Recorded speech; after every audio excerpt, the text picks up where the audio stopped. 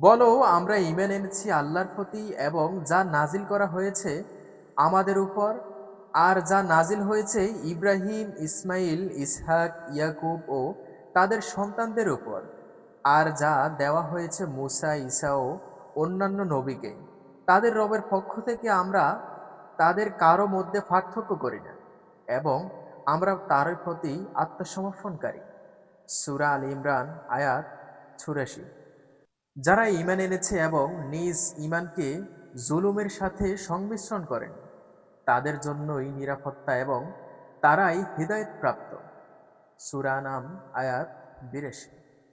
আর যদি জনপদ সমূহের অধিবাসীরা ঈমান আনত এবং তাকওয়া অবলম্বন করত, তাহলে আমি অবশ্যই আসমান ও জমিন থেকে বরকতসমূহ তাদের উপর খুলে দিতাম।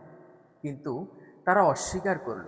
অতঃপর তারা যা অর্জন করত তার কারণে আমি তাদের পাকড়াও করলাম। সূরা আরাফ আয়াত ৯৬।